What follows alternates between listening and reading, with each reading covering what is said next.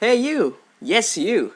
If you like our video, just hit the subscribe button and also hit the bell icon to stay notified for the future updates. Alright then, in last video we saw how to program and what actually programming is. But now in this video we will be talking about how to write our own source code and how to compile and execute it. So let's get started. So before moving on to writing our own code, let's talk about what all development tools are required. So basically the development tools are nothing but they help us to solve or write our own code, and then how we could compile them and how to execute our own machine language code. Now let's get started and see what different kind of environments this development tools are uh, are different. So basically there are two types of methods for our development tools to happen. The first method is Unix-like operating system, and the second is other operating system, basically non-Unix-like operating system. For Unix-like operating system, we have one set of development tools, and for other operating system, we have other kind of development tools. Now let's see step by step for Unix-like operating system what all tools we require. So for Unix-like operating system, the basic tools are editor and then compiler and debugger, and optionally an automation tool which is Make. So editor can be of any choice, which I prefer generally Vim, and the compiler, like as I stated earlier, is GCC GNU Cross compiler, and then we have a debugger, or which is basically a GDB, and Valgrind for memory management. And we will see how the memory leaks can be prevented. And for automation, as I stated now as well, that it's for just automation. But yes, it's very handy, and you can write many scripts and then you can run once. So it like write once and run many times, so that you can just give it some sort of input to it, and then it will automatically compile your code, test that code according to the input given, and you can just see the output. Is it right or not, or is it what you wanted or not? So this was for Unix-like operating system. Now let's go ahead and see for non-Unix-like operating system. Well, now you will be surprised that for other operating system, only one thing is required. That is GitHub account. Once you have that account, then you can get access to this entry-level sandbox and then professional level sandbox. Well, it is ID, but exactly that is also a sandbox. And sandbox is nothing but an temporary environment in which you can basically test your code so that you won't hamper your own PC while doing something. So it's just really handy when you want to do some kind of development. So that is our site for Sandbox. It's sandbox.cs50.io, and it is for entry level programming. And if you want to go a step ahead and see all kind of debug program, or like how to debug your own code, or you just want to know like what happening inside your code, so you can just go to id.cs50.io, and both of these are they are very good environments, and they are all produced by Harvard University. So it's really good, and you if you are working on other operating system which is not Unix like, so this tool will suffice. So you won't need anything else, just you need is GitHub account.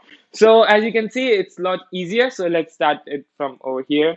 For other operating systems, I will be demonstrating how to set up your sandbox. So first of all, let's go to their URL. So it's sandboxcs50.io, and the page is loading. Yes, so this is the main page, as you can see over here. So since we are just programming for C, and C is really lightweight and it doesn't need any kind of external accessories. So only thing which we will require is a terminal window and a text editor. So let's go ahead and create one. So it will just prepare our own sandbox. And as I told you earlier that it requires a GitHub account, so it's asking me for the same. So let me just put in my username.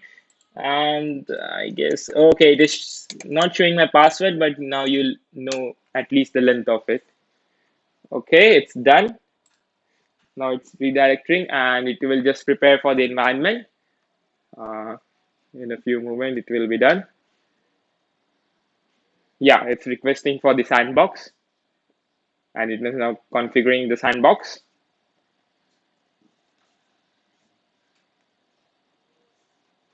Yeah, sandbox is loaded, and as you can see, it's really simple and it's easy to understand. The up over here is where your editor will be. So once I click on the plus button, it will tell me what files to include. And over here in the folder icon, as you can see, I have no file yet in my directory. So it's completely blank. And as I will click on the plus button, you can even add folders, or you can even add new files. And over here at the bottom is a terminal. So terminal is nothing but where you could just basically compile your sketch, your own program, and then you can execute it on the terminal window. So now let's go ahead and create one new file. So my new file will be hello.c. So as you will understand in C program, like every file should always end with .c extension. So now let's go ahead and create one new file, hello.c, and create file. I will click over here. So now, as you can see, that file has been created, and you can see that this editor is really user friendly. So it even gives you the line number, and in a bit moment you will be learning that this line number is very essential when you have to solve any kind of error which you might encounter, or which your GCC compiler will tell. So over here is my now editor, and down over here is the terminal, and so that's all. So uh, it's this much only that you have to do, and afterwards you have to just type your own code over here, and you will just compile it over here. So I will be telling you how to compile your own code. So now let's go ahead and see for Unix-like operating system how it's done. So I will just Okay, now as you can see, this is my shell. And over here, as you will see, is the tilde and dollar sign. So tilde just tells us that it is in the currently home directory. And if you do not know what home directory is, you will get hang of it like while you work on it. So it's really easy. It's nothing much science over here. So it just tells me that my present working directory is // this stand for the root directory. And inside the root directory, it's in home and it's in Xavier code. So now that's my directory. So that's what the tilde sign over here signifies. And then comes the dollar sign. Dollar sign just tells me that I'm a normal user and not a privileged one. So it's just a dollar sign over here. So if it had been a root user, then you would have been seeing a hash symbol. So that tells you that you are now a privileged user. So that's all over here. Let me clear my screen up. And afterwards, there's something, this blinking prompt. So that blinking prompt just tells you that the command shell is now ready to take any command as an input. So let's first set up our environment over here. So the component, as I told earlier, you will require is one editor, compiler, GDB, which is basically a debugger, and one automation tool, which is make. So let's now first of all focus on the first two components, which are just editor and compiler. We will be going to debugger, but not in this video currently. So let's set up our editor. So as I said earlier, I'm using Vim as my editor. So how to install Vim-like editor if you don't have like pre-installed in your Unix-like operating system. So in order to do that, first you have to do is sudo apt-get update. So it's basically the aptitude is the what do you say, the package manager inside the Ubuntu tool, inside the Ubuntu OS. It could be anything, but it could vary. Like the package manager are not standard across all the Unix-like operating system. They vary accordingly, but for the Ubuntu, it's aptitude, and the whole command to update all the package lists so that you install all the newest version of the packages is sudo apt-get update. And now it's asking for my password because I sudo super user. So let me put in my password. As I'm typing, it won't show my password as for security reasons. Oops, sorry, it was wrong. Let me just do it. Yeah, that's right now. So it will update all the package list, which is currently in over here. And once it's done, it will again show the tilde and the dollar sign. So, and the prompt is blinking. So that signifies that it is now ready to take the inputs. So let me just go ahead and clear my screen. Okay, once we have updated our packages, then the next step is to install the Vim. So to install the Vim, it's similar step. Just you have to do is sudo apt. So again, my package manager, and then install just tells it now that we have to install and the name of the package. So the package name which I want to install is Vim, and as well as the GCC because I want my editor and my compiler as well. So let's go ahead and run this. So as you can see, it was pre-installed in my OS, so it won't install it again, and it just says that 0 to install or nothing to install for now.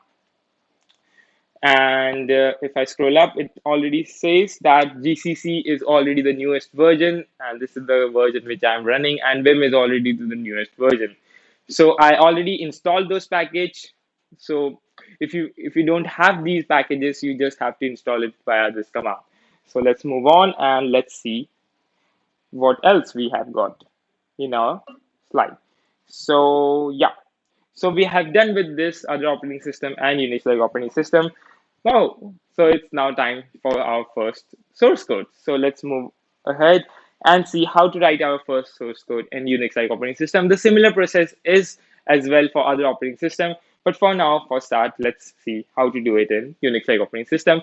So first of all, I will open my shell again, and then I will just type Vim. So Vim will just invoke by editor program to say that, hey, now you have to do something. So Vim will make a new file because we need some kind of file. As you saw in the other operating system, we had that sandbox and it was like the blank window. I pressed the plus button and that plus icon just told me which file to make. So it's similar over here, but you have to type in the command now. So it's Vim and the name of the file. As we did in the sandbox environment, we created hello.c file.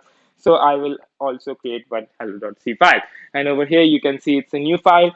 And now we can start typing. But whenever I start typing, it won't type any character because now, as you can see, it was earlier in the read-only mode. So to bring it from read-only mode to write mode, you have to press I. I is stand for insert. So it will get into the insert mode. And once it's in the insert mode, you can start typing. So first of all, as we saw in the previous video, we had a start block because before your logic starts, you always has a start block. So for this source code, we will be writing first of all, yes, as you guessed, hello world, because that's the standard thing. To understand any programming language or to see how any programming language work, you first try out with the hello world syntax. Now, in order to write hello world, again, we will go with the standard template which I showed earlier. So let's start from the start block. So my start block over here will be int main. So int main in C is your start. So it signifies your start of the program. So in any C program, the int main is always the entry point toward your program. So whenever you encounter with int main, you have to understand that this is my start block or it is the start of the program. So in it, int main, we want to print hello world. So hello world. So this syntax I somehow want in my output. Now, if I do this hello world directly, now and compile this code, my GCC compiler will say that there is nothing like hello world because C is basically a procedural language and it understands some unique set of keywords only. So in order to print this hello world, we need some kind of function. As I stated in my previous video as well, after the start block, there is always a functional block. So in order to give it a functional, we have to invoke another function which is printf, which just stands for print formatted. So it will just print my hello world line at the output. So the format to write printf is you just type out printf and then one circular bracket. So that's the opening of the circular bracket. And then since one circular bracket has been opened, similarly we have to put one closing circular bracket. And yeah, so this is the syntax for printf. So it's printf hello world, but there is something more into it. Printf always accepts a string. And in any programming language or in most of the programming language, whenever you encounter strings, you have to put them in double quotes. So let me go ahead and do this.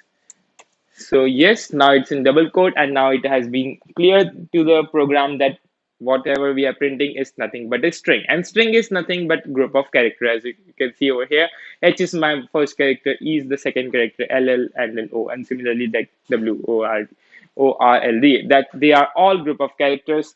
So now that forms one complete whole string. And we will be studying about string and how they are located in the memory or how to store strings in upcoming videos. But for now, just remember that whenever you have to pass a string, you have to put them in double quotes.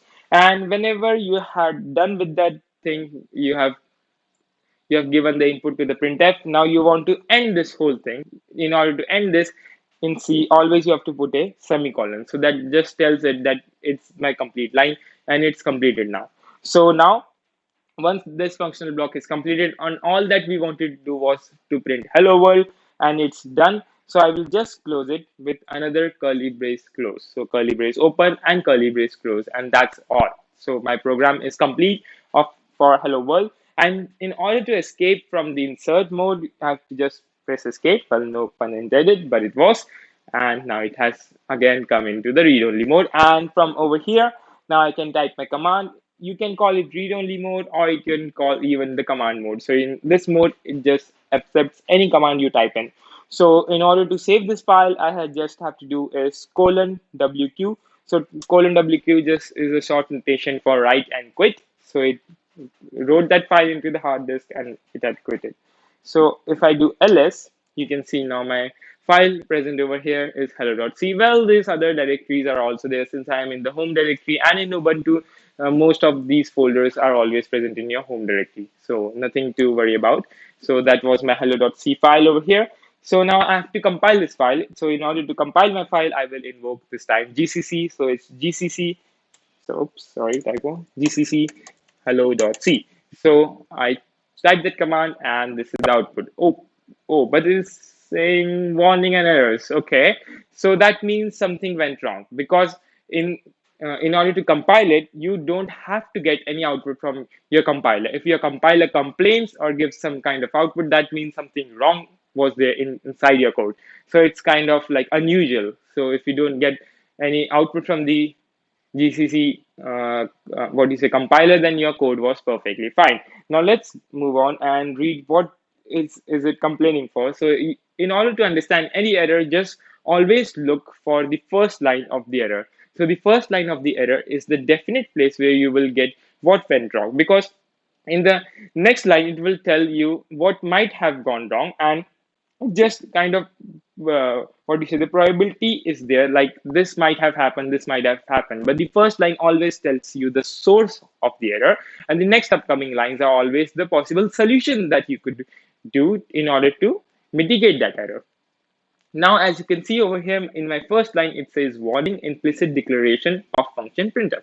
So as I had been doing very much programming in C language, and I know in order to use printf, you have to include a special library. Well, library in C are nothing but standard libraries which provide you much more functionality, which the language don't usually gives you. So libraries like provide you many kind of functions, and it provides you with lot many of features which you can put in your source code so as to make vast majority of applications. So over here, in order to use printf, I need to include one library which is known as stdio. Std just stands for standard input output.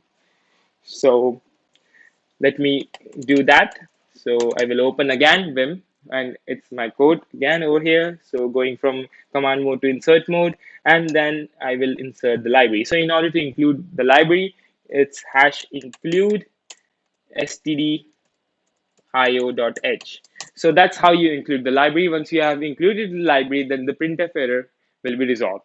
So in few upcoming videos, you will be getting to know what is hash include, what are those crocodile brackets, and what's stdio, and what all functions does it include apart from printf, and what's that end and void and main, as you might have got a little bit of understanding that it just signifies the start, and how to use printf and what other things we can do with the printf. So for now, just remember that this is the basic syntax for printing hello world, and we will be getting into much more detail afterwards. But for now, just keep this in mind that in order to use printf, you have to include stdio.h as well. So let me go ahead and write it again. Okay, I've written. Let me just clear my screen. Okay, so it's done. So now let's do again GCC. So I won't be typing GCC because I previously typed that. So in order to view the command history, just press up and down arrow key so you can just see what all command you just wrote. So it's about GCC, and voila, now there are no errors. And as I told you, if the GCC does not give you any output, that means you're good to go, and it has compiled the code. So let me do the ls again, and as you can see, the output file which it has created is a.out because it was not present earlier, and a over here just stands for assembly, and dot out is just for signifying it that it is a machine executable file or an output file of a compiler. So let me go ahead and run a.out. So in order to run a.out, you need to prefix it with dot slash. So dot slash just tells that dot just means that it is in current directory. So in current directory, which is my home directory, you have to execute a dot out, and slash just tells that in the current directory. So dot slash a dot out, and voila, my output, hello world. But over here you can see it's printing hello world, but again then there is tilde and dollar sign, because it is printing the whole, it is printing my code, it is executing my code, and as well as coming over to the shell again, because my shell thinks that it has to do this hello world thing and then return over on the same line and show this prompt. So to, in order to resolve this thing, you just need to include some escape character in your printf. So in order to include escape characters, and escape characters are nothing but those special characters that are not printed in the output and you can not visually see them, but they do some kind of some kind of awesome things. Like you could just you can just bring a new line character over here. So what it will do is print hello world, and then tilde dollar sign will come in the next line. So let me just show you how to do that. So it's hello world.c again. Okay. So in over here, as we wrote it earlier, that it was hello world only, and our program did just what we said. So it just printed hello world without any new line. So in order to include a new line, we have to just do slash n. Slash n over here is the escape characters, and it might be looking as two characters, but it is just one, because the slash is just an escape thing. So it's escape, and n means a new line. There are many number of escape characters in C programming language, but for now, just remember the slash n means a new line. So what it will do is it will print hello world in my shell, and after it has encountered the slash n, it won't be printing slash n, but it will print the equivalent of it, that's the new line. So it will do is hello world, and then in the next line it will show me the prompt. So let me just show you the output. Again, I will save it with colon wq, and again my gcc. And over here, now again, my output file will be again a.out. So let me just run a.out, and now it's much more better and readable, like it's hello world, and dollar sign is now in the next line. So it has become much more kind of easy to read, and it looks nice that your code has ended in that line only. So as you might have seen that this code, okay, it seems right now you now know how to write your own code in C, and what all things you have to remember before writing. But still, this code doesn't do some kind of computation or like some kind of useful thing. It just says hello world. It doesn't even say hello to me or hello to you. So how to do that, and how to put your name over here rather than the world string. So in order to do that, you just need to create some uh, data type which will store the input from the user. So in order to create those data types, you need to understand some few basic of the C programming language. So before moving on to that hello string name, which is the input from the user, which I will be printing, first let's see what all data types it supports. So let me just clear the screen, and in upcoming videos I will be showing how to do that, all those stuff, but now let's focus on much more of simpler parts. So we will be going from down over here and then up above. Okay, so then let me open a new file now this time, and I will just call it test0.c. So this is my new file over here. And now in this new file, let's do something useful. Let's take an input from the user and let's throw the output. So I will write a program to see if two numbers are equal or not. Okay. So let me go ahead and write. So I will do is hash include. Okay. And it's stdio.h, and it's int main void, and yes, over here. Now that's my start block. So I'm done with the start block. Now I have to take input, and that to two numbers, so that I could compare if the both number which the user entered are same or are different.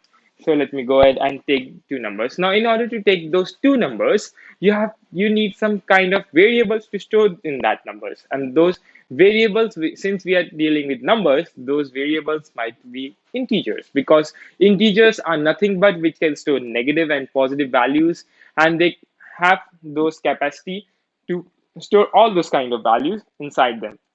So in order to declare any variable as an integer, you have to prefix it with the keyword int. So I will just prefix it with keyword int, and then a, let me say that's my first variable in which I'm going to store my first variable from the user, and this is my second variable which I will be using to store the other input from the user. So once I have declared those variables, now I have to take the input from the user. Now, as we saw in for the printf, we did the exact opposite. We just used the printf to give the output to the user. Now we want to take the input from the user. Now to do that, there is one more function in C that's known as scanf. So scanf is again stands for scan formatted. So it will scan the input from the user and put them somewhere wherever you locate it.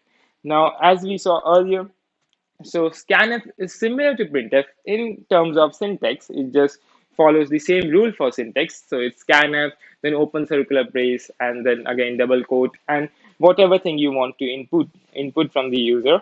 So let's say this is what I want to input from the user is %d. So this will be my first input from the user. Oops, sorry, a. So what I have done is, this is known as a format identifier. So what I have done is, since I want my input to be integer number and that to be in the decimal base, means base of 10, so I have used %d. So %d is just a format identifier, and it just tells my C program that whatever input it has to take is an integer and with the base 10 because it's d. You can even do it with another base as well, like if you want to take it as a base 2 or base 16, so you can just use %i. It just means that it will automatically detect whatever the base the user has given. Okay, then let's go ahead and do with the base I. Okay, %i, and this over here is a comma which is separates your format specifier and with the area to where you have to store that variable in. So whenever I take the input from the user, it will take the input and it will store in some memory location, and that memory location is identified with this %a. So ampersand just stands for the address of, so it will store that variable inside the a. So whatever the user has given the first number, it will store inside the memory location where a variable is present. So that's what it all signifies. So it's done. So now let me do again scanning. So scanf %i and this. So it's my second variable now. So that's how you have inputted your two variables. And now, actually, how will the user come to know what it has to do? Because whenever we run this program, okay, let me just show you the output of this program, whatever we have written till now. Okay, again, escaping and then compile. Let's compile this. Test.c. Okay, it has compiled successfully. Now it's test dot, oh, sorry, a dot out. And now, as you can see, it has prompted me for nothing because we didn't include any printf. So in order, whenever you take input from the user, always remember to use printf at the start so that user just knows what exactly it has to do. Because over here, since we have written this code, but we know what exactly we have to input, we have to just input two numbers like 12 and let's say 13. Now it has inputted those two numbers, but we don't know, or some other guy we gave this code, he won't know what exactly it has to do with those numbers, or what exactly this function does. So it's always better to use printf so that the other person gets to know what he or she has to do with your own code. So let's go ahead and edit our code and let's include some line of printf. So it's always good to use printf whenever possible. So I will just say enter two numbers. Okay. And over here now, it will just prompt the user to enter two numbers. Now we have entered the two number, or the user has entered the two number. Now we want to compare if those two numbers are equal or not. So in order to compare those, we will use one special feature in C, as I talked earlier, that there are some special features in C programming language. And over here, we will be talking about if else.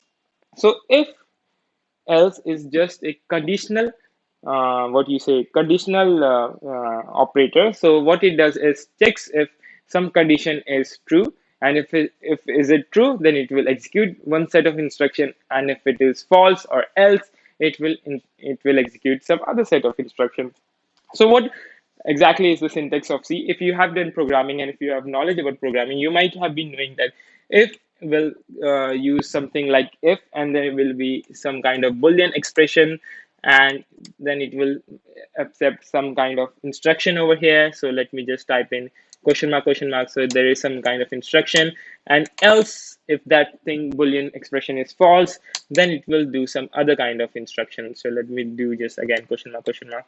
So yes, so this is the basic structure of if else. So it will check for this boolean is nothing but true or false, so that's just a short notation as bool. So it will just check if this whatever the condition we have specified in this block, if it is true or not. If it is true, then this function will execute, and if it is false, the else part will execute. So in this program, we wanted to check if the two numbers are equal or not. So what will be the condition? So to put the condition, we have to just come up over here in the if block, and I will just specify the condition that we want to test. So my condition is if A is equal to B, okay? And then I will print out the two numbers are equal. So that's my first thing it has to say. Two numbers, oops, sorry, are equal. So this is the first thing it will check. And now if it isn't, then it will print that two numbers are not equal.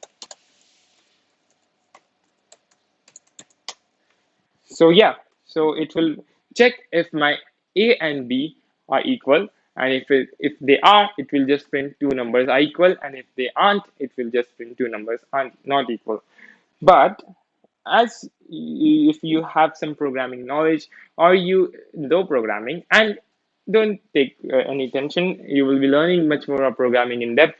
But if you want to test the condition, or if you want to check if it is equal or not, you have to put double equals to, because in C the single equal to just tells that it is an assignment operator, and it will assign whatever the value of B to A.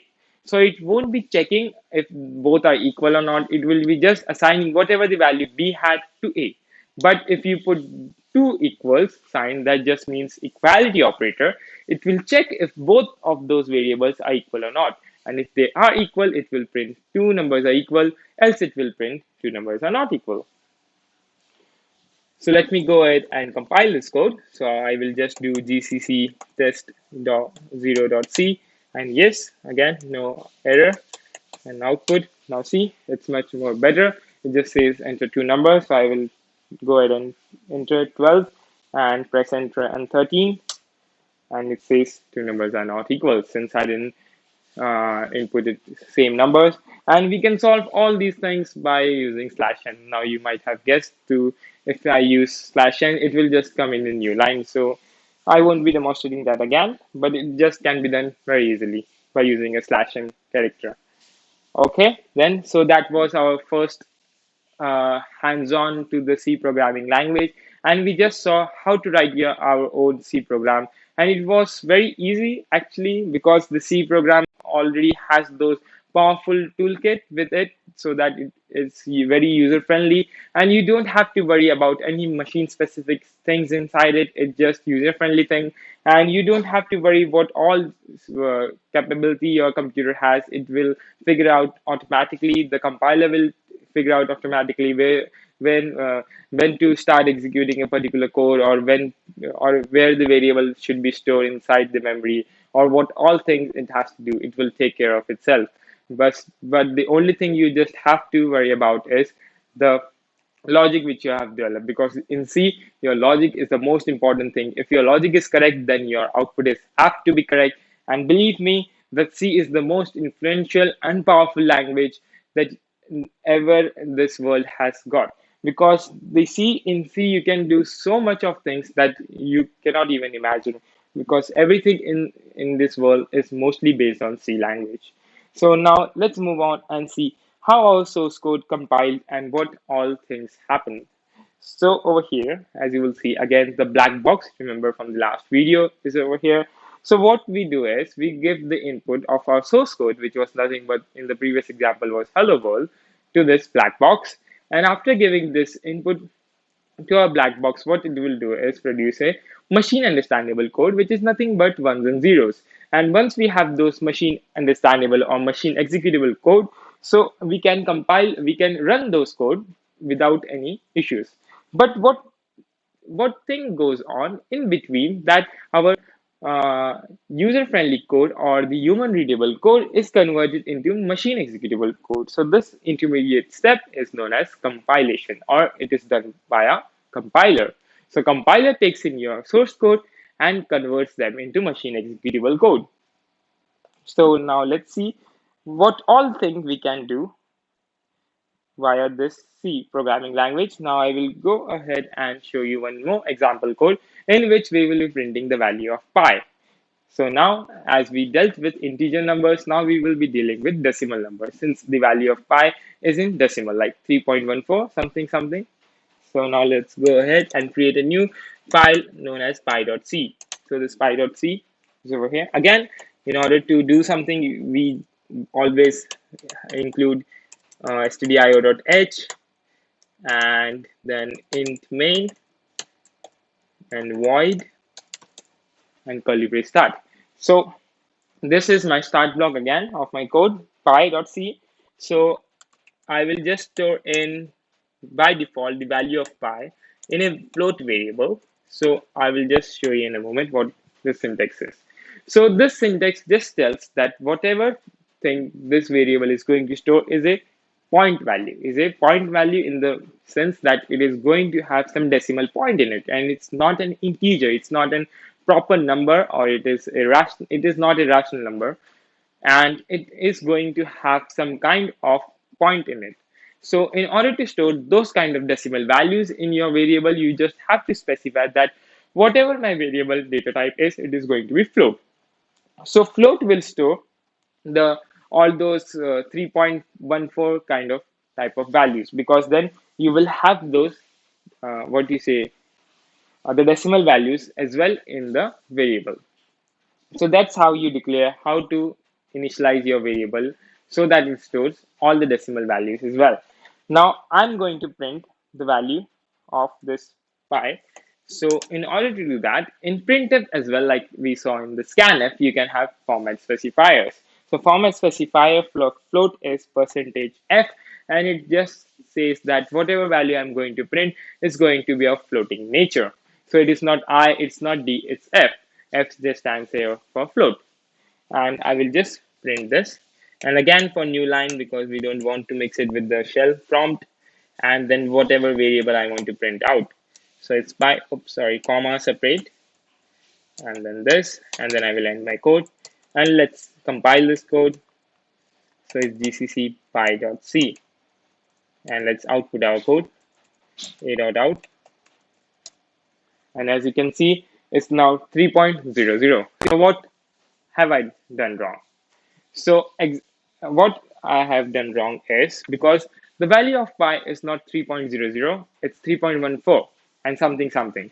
But what it has done, it has rounded off, because the number which I had gave to the float value was all integer value. I gave it 22 and I gave it 7. It was not the floating value. So what it has done is it has rounded all the float value to an approximate int value. So since 3.14 can be rounded to just 3, so it had done that.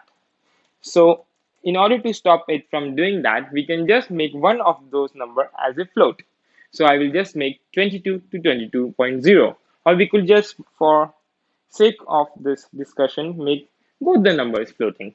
So it will do is, so what it is going to do is convert this whole value into a floating point value. So now let me save this, and let me do gcc, and let me do just a.out. And as you can see, now we have got the proper number. It's 3.142857. Now that number seems too big. Like whatever we have studied in mathematics, we just use 3.14. So how to even make this number less precise? So in order to do that, let me just open again pi.c, and printf have one more powerful feature, and that feature is that you can adjust the accuracy of your output. So my f percentage f by default will show me up to accuracy of 6 decimal points. So in order to reduce that accuracy, I could just put a dot 2. So dot 2 will tell after the decimal just print 2 digits. So let me go ahead and compile this code. Now we will compile this code. So after compiling the code, so this is the number which we most of us are familiar with. So it's 3.14. So that's how you do floating point integers, or that's how you deal with floating point integer. Now let me take one more example code, and this time I will be explaining the concept of how to rename that executable file to something else. So let's go on and create one source file, and let me just name it as test1.c, again a new file, and then again hash include. Real quick, I will be doing this, and then input int main void. Okay, and then in this program we will be looking how to check if the number is less than 0 or it is greater than 0. Basically, if the number is positive or is the number negative. So in order to do that, again, I need to create some kind of data variable in which I'm going to store the input from the user. So again, my variable would be int, because we are dealing now with the integer. We have to just check if the integer given by the user is positive or if it's negative. So I will store it in a variable named as a. So that's my variable int a. So I will just scan it from the user. Before scanning, I will just prompt the user to give me an input.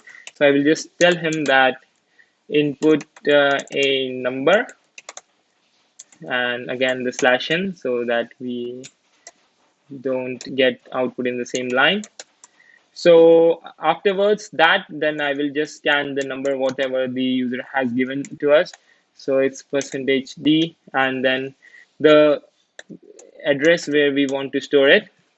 Okay, so now I have stored the variable given by the user. Now I have to check if the number which the user gave was negative or was it positive. So in order to check, again we will use the special feature of the C, that is if.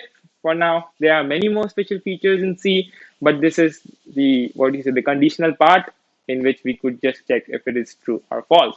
So I will just check if the number whatever the user has given, which is stored in the variable a, is greater than 0. If it is greater than 0, then I will just print out the number is positive. Number is positive, and then slash n again, and then it's done. And else, if it is even equal to 0, it can be even equal to 0, whatever the number has given. So we need to specify that condition as well, if the number is equal to 0 or not. So I will just put else, but in else, as you might have saw earlier, that we couldn't put this condition over here. So in order to put some condition in the else part, we could do is what is else, and we can write inside else another if. So it becomes kind of nested if.